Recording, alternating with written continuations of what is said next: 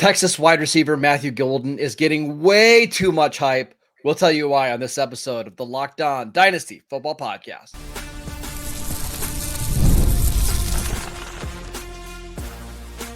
You are Locked On Dynasty Football, part of the Locked On Podcast Network. Your team every day. Here are your hosts, Marcus Mosher and Kate Madjuk. Welcome back to the Locked On Dynasty Football Podcast, part of the Locked On Podcast Network, your team every day. We'd like to thank you for making us your first listen of the day. Today's episode is brought to you by Monarch Money. Take control of your finances with Monarch Money. Use promo code LOCKEDONNFL at monarchmoney.com for 50% off your first year. Welcome back. I am your host, Marcus Mosher. You can follow me on Twitter at Marcus_Mosher. Joining me today, as always, is Kate Madjuk. You can follow her on Twitter at Kate Madjuk. On today's show, we're taking a deep look into Texas wide receiver Matthew Golden, Kate, who I like. I like this tape. And when people were talking about him, he's like a late first rounder, top of the second round, I was all in. But now that we're hearing people say, hey, he's the number one wide receiver in the class, I can't agree with that. It's definitely been a hype train that has been kind of slow burning, and now the entire house is on fire. And that's where we're at with Matthew Golden. So let's talk about him just from the basic standpoint. He's 21 years old. He's a junior, former four-star recruit. Went to Texas after 2 years of playing at Houston. Never really had a big breakout there. We're going to consider his final year at Texas his big breakout. 5'11", 191 pounds. He's just a natural athlete. He's got a nice ability to separate. He's got a beautiful repertoire of just some kind of crazy catches. Like, he can do a lot of different things. He, doesn't play overly strong, but he can make a contested catch.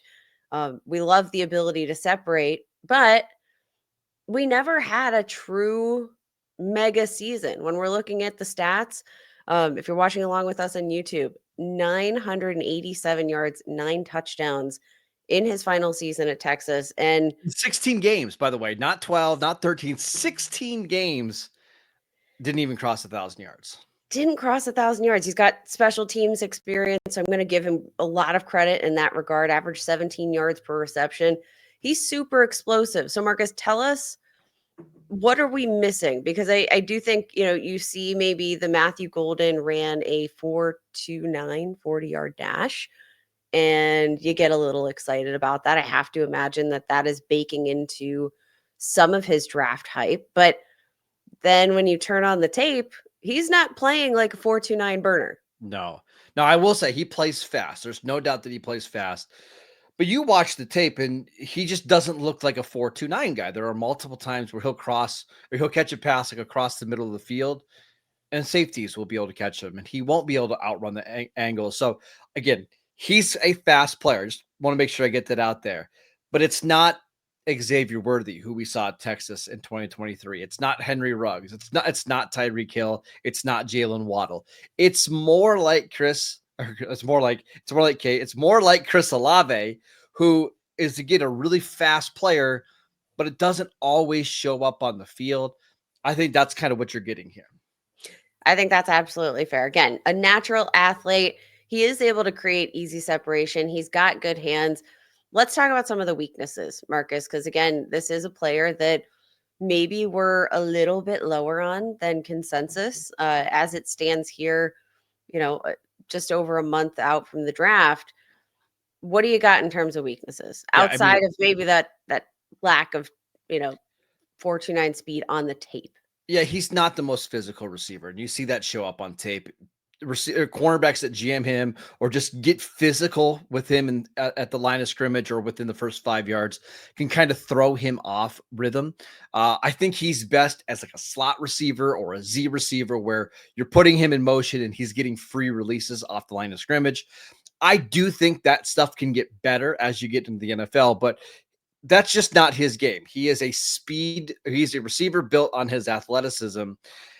And this is where it's really tricky because you see him, Kate, create a lot of separation on his routes. Like, he gets open, but I don't think he's a good route runner yet. I think he's really unrefined there.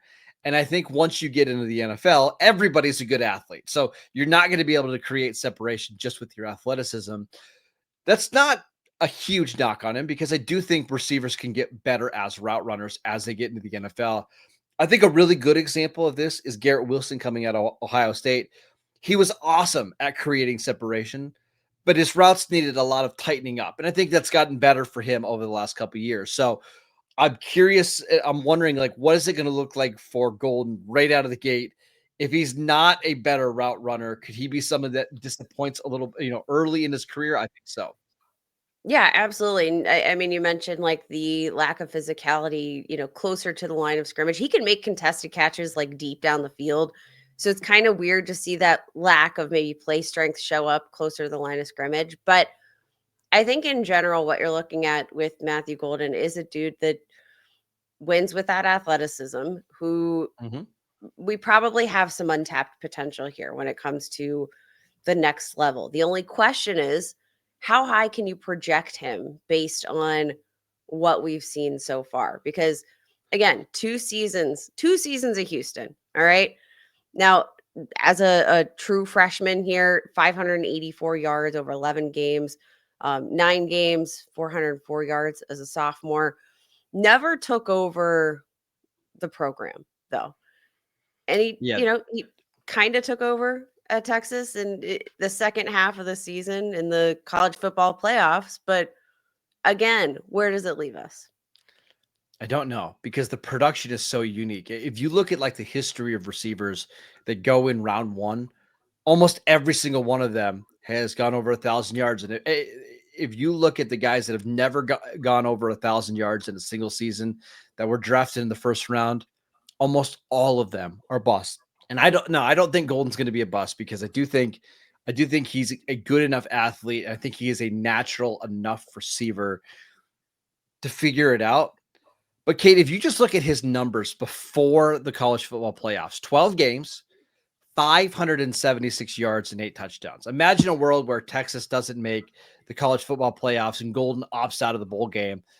576 yards and 8 touchdowns. We're talking about you as like a late day 2, early day 3 pick.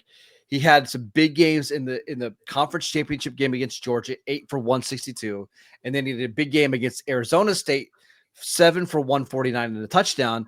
But in both of those games, Kate, they went to overtime, and he made big plays in overtime, and in regulation wasn't a huge factor. Then the other games against Clemson, 2 for 49, 2 for 51 against Ohio State.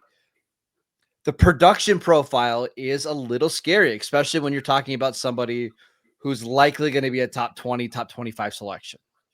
Yeah, I think a great kind of comparison that we could make before the show. You and I were talking about like who are some other wide receivers that maybe we like their tape in a similar fashion. You mentioned Jordan Addison as like a comparable, guy that we could see value wise.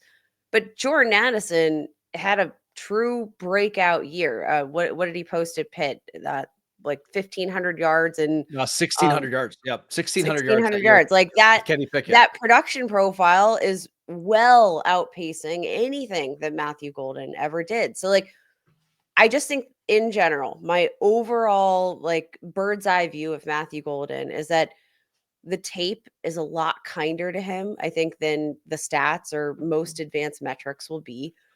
I think in general, what you're banking on is the fact that I think that the phrase natural receiver just feels really right for Mhm. Matthew Golden. I think that's why teams are going to be enamored with him. It's just a question of how far does a natural receiving ability get you in terms of draft stock? Should it earn you first round I don't talent know. in a draft? I don't know. Now, I will say there are other receivers out there that haven't had big seasons. Like Xavier Worthy had, I think, 1,014 yards in 2023. And one of the things I hear with Golden, well, hey, he was playing with Quinn Ewers, and that's why his numbers weren't good. So was Xavier Worthy in 2023, and he was able to do it. And he was able to get 900 yards as a freshman. There are a lot of receivers that come into the NFL that are playing with not so good quarterbacks. Look at Luther Burden at Missouri, and they still managed to have big seasons. So I just have a hard time getting behind the idea of, well, Quinn Ewers is so bad that he's still going to be a top 100 pick and you still don't cross 1,000 yards in 16 games. Again, I like I like him, but it's a little concerning. It is a little concerning, and I think, like you mentioned, it's not necessarily about, um, you know, thinking that Quinn Ewers was going to be this kind of absolute machine generating a ton of offense, but in general, Texas offense pretty dang good. Yeah. Can post plenty of yards and doesn't, you wouldn't bat an eye if you're looking at Quinn Ewers and he's throwing 3 touchdowns in a game, 300 yards. Absolutely. Like, you're not going to bat an eye, even if that's not maybe the floor. So, ugh, I know. complicated feelings about Matthew Golden here, Marcus. Let's take a look at the analytics, because I think the analytic profile will help kind of give us a better idea as to what Golden might be in the NFL. We will get to that next. This episode is brought to you by Monarch Money. Have you ever checked your bank account and wondered, where did all my money go between dining out, online shopping, entertainment, football cards? It's easy to lose track. That's where Monarch Money comes in, your personal CFO, giving you full visibility and control over your finances. Monarch Money isn't just a budgeting app. It's a complete financial command center. You can check all of your accounts. You can look at your investments and your spending in one place, so you can stop managing your money and start building wealth. I just started to use Monarch Money over the last couple of months, and I've realized how much money I'm wasting on stupid stuff like food delivery, coffee runs that I don't need. But now I am budgeting smarter and I'm saving more. Take control of your finances with Monarch Money. Use code LOCKEDONNFL at monarchmoney.com for 50% off your first year. That is monarchmoney.com, code LOCKEDONNFL for half off your first year. This episode is brought to you by FanDuel. March Madness is here, and FanDuel is giving you the chance to get in on the action like never before. Right now, new customers can get $200 in bonus bets when your first $5 bet wins. That's 200 extra bucks to use on everything from buzzer beaters to Cinderella stories to even who is cutting down the nets. Listen, I picked Auburn to win this tournament. I still feel okay about that. We'll see how some of these other teams do as we get into the Sweet 16 and the Elite Eight. But FanDuel makes it easy to back my favorite team with spreads, totals, and game props. And with tournament games happening almost every day, there's always something fun and exciting to bet on. Plus, the FanDuel app is simple to use, and when you win, you get paid instantly. There's no waiting around. So visit FanDuel.com and get in on the college hoops action all tournament long. Welcome back to the Locked On Dynasty Football Podcast. We are talking about Texas wide receiver Matthew Golden, one of the players that we are struggling to figure out. But, Kate, what does the analytic profile show us for Golden? It gives us a little bit of everything, but I think it generally captures his overall performance here pretty well. PFF receiving grade, 96th percentile for wide receivers, aka hashtag pretty good. When we look at some of the more like advanced sticky stats that aren't proprietary to PFF, yards per route run, 51st percentile. That's okay. Below average in terms of his yards after the catch per reception average, 40th percentile for wide receivers, 77th percentile separation percentage, 68th percentile separation rate against single coverage, 59th percentile drop rate. So again, kind of a mixed bag. I think the fact that we see a high receiving grade matches pretty perfectly with the fact that, like, I think in general, the tape is more kind to Matthew Golden than maybe the stats and advanced metrics in general are. I agree. I think he, when you watch the tape, it is pretty good. One of the things that concerns me is, so there's a really good cut up on YouTube that you can watch, which is every target and touch for Matthew Golden. It's like a 21-minute clip, and you can watch them all in a row. And I do think that shows like the natural ability he has and all the different routes that he can run. He makes some unbelievable one-handed catches. There's a couple of contested grabs he makes. You watch all those in a row, and you come away really impressed. But then you throw on an actual game, right? And you watch every single play from an actual game. And man, there's like 45 minutes to an hour and a half you're watching these games, and he's just a non-factor. And I think that's what's so concerning for me is if you're drafting a receiver high in the draft, you don't want to forget that he's out there for an hour stretch when you're watching these games, right? And I think that's what happens. Now, is that because of Texas's offense? Is it because of Quinn Ewers? Is it because they had other NFL playmakers? I don't know. But it wasn't like this was somebody who was overly productive at Houston that just transferred to a bigger program to get more exposure, because that wasn't the case. It wasn't like he was dominating at Houston either. I say all this to say I don't know what to think of Matthew Golden.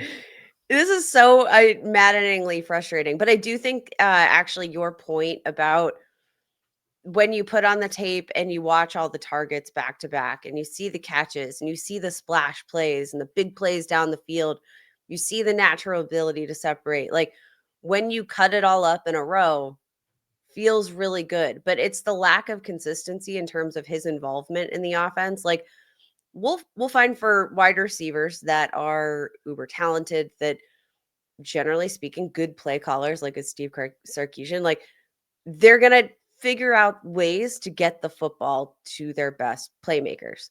Yes. But he's easy to forget about when you're just watching a Texas game. And that's probably the best comparison, or the best like metaphor or whatever we want to call that for Matthew Golden that I've heard to this point, that kind of encaptures why he's such an enigma for me. It's crazy because the traits, I think he's got excellent traits. Yeah. It's Well, and I just think everything else.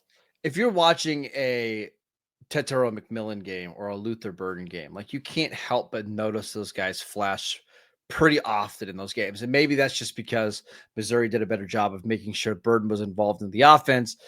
Tet obviously had more stats, so you just saw him more often. It's what's a little bit concerning for me. But I want to talk to you about the fit, because I do think where Golden gets drafted could have a big impact in what we think about him as a dynasty asset. So right now, we've seen him all over mocks. I think it was Daniel Jeremiah that mocked him to the Cowboys at number 12.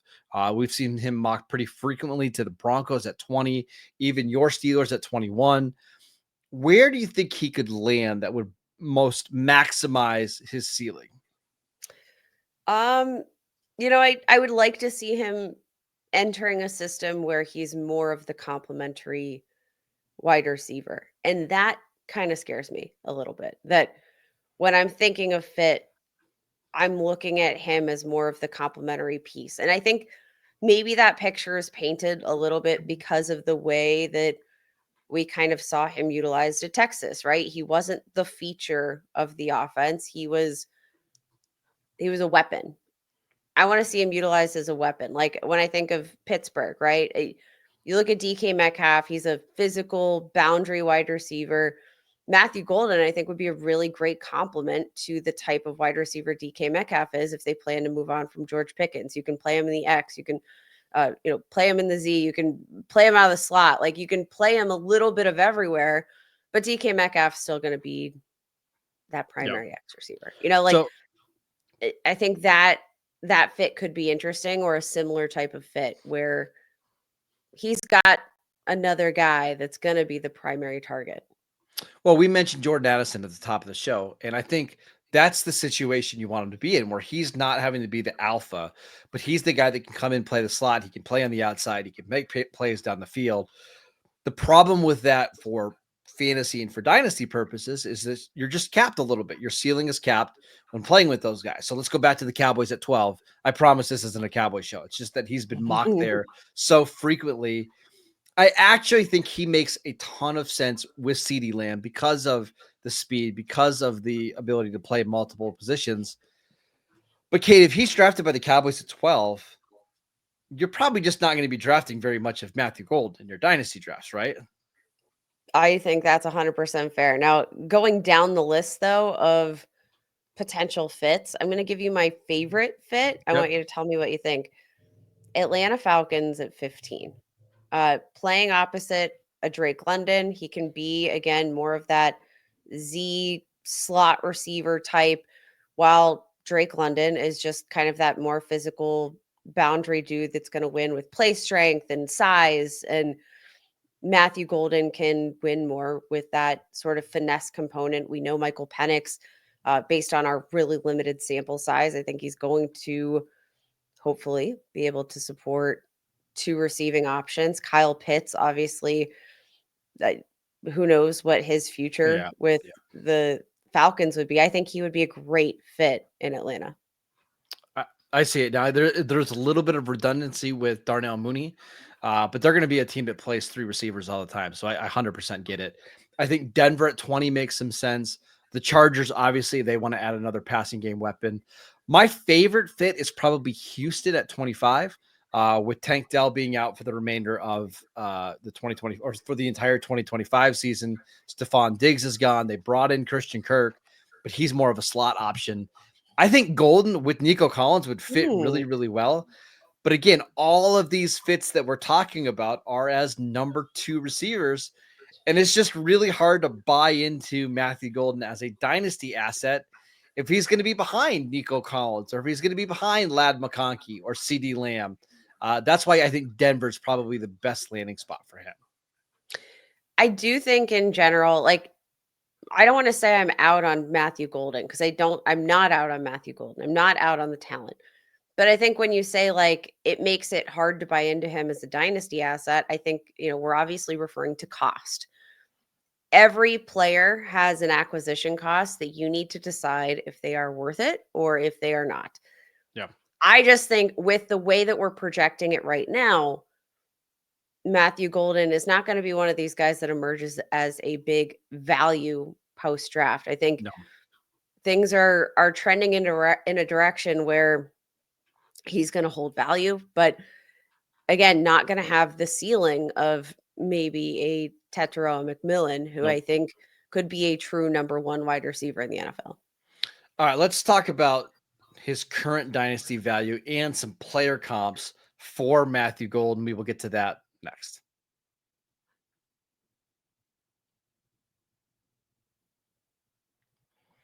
Welcome back to the Locked On Dynasty Football Podcast. We'd like to thank you for making us your first listen of the day. For your second listen, check out the Locked On NFL Draft Show with Damian Parson and Keith Sanchez.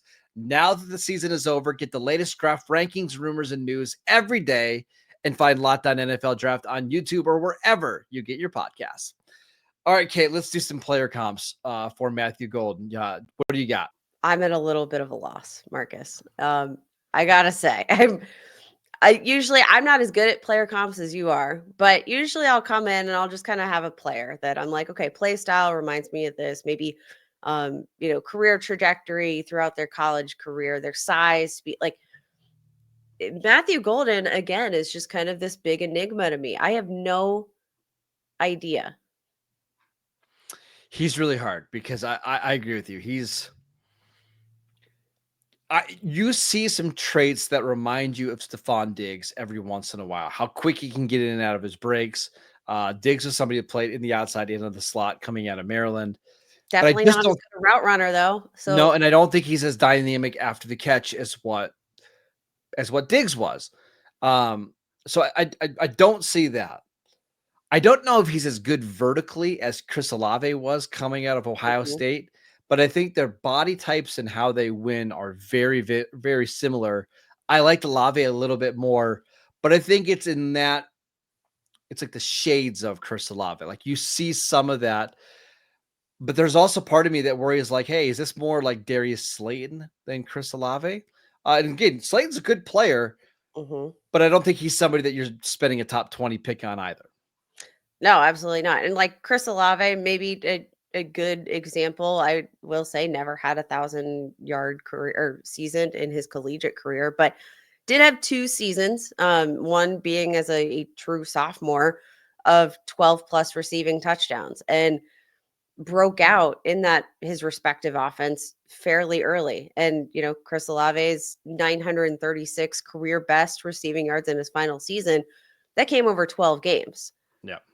So even from a production standpoint, like I think the shades of Chris Olave works in terms of just their overall style. But again, even the production profile doesn't necessarily match in a big way. And Chris Olave, for example, like again, he was in an offense with Garrett Wilson, Jackson Smith and Jigba. Like, when you see the lack of high ceiling for Chris Olave, it makes a little bit more sense when you're looking at the wealth of talent at wide receiver playing around him. All right, so let's talk about his dynasty value. Where do you have him among the other receivers in this class? Mostly Ted McMillan, Luther Bird, and Emeka Egbuka. Where do you kind of slot him in there? Right now, I've got him as wide receiver 5, and that is one spot behind his consensus ranking right now in terms of the first batch of Dynasty ADP. I'm going with Tetero McMillan, Luther Burden, Emeka Egbuka, and I'm going to put Travis Hunter in at wide receiver 4, even though, again, Travis Hunter, we don't know. It's a wild card. Yeah. I kind of almost don't count him, but you're right. Like, if I would take a chance on Travis Hunter over Golden. So you're right.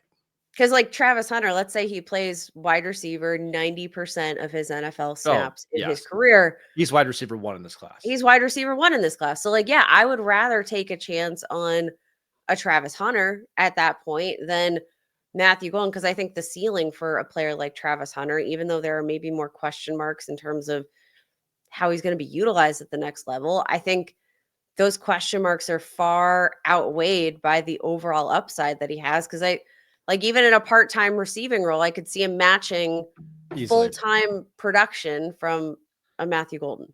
So I have him. I'm just taking Travis Hunter out of the equation. Just forget him. I've got Ted Burden, and then I'll take Matthew Golden. I just think he's more dynamic than Emeka Egbuka, and I understand the floor for Egbuka. I think Golden's ceiling is just much higher. I think that's what gives me the edge for Egbuka, is which is fine.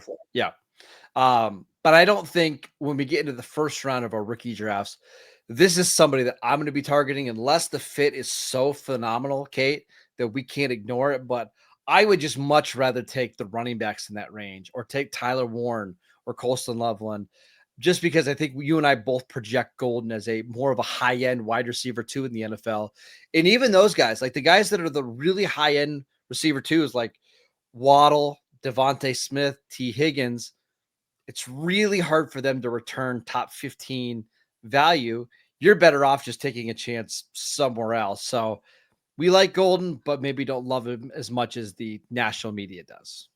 Yeah, I think the NFL draft process from here on out is going to be really interesting in terms of setting his market value in Dynasty, because I do think in general, when I'm projecting like upside for fantasy, Golden's hype maybe doesn't match my projection, but we're going to have to see what the NFL draft process tells us about Matthew Golden the rest of the way. All right, that is it for today's show. We'd like to thank you for making Locked On Dynasty Football your first listen every single day. Go check out the channel on YouTube, download the podcast wherever you get your podcast. We are free and available on all platforms. Follow Kate on X at Kate Modjuk. I'm at Marcus_Mosher, and we will see you right back here tomorrow.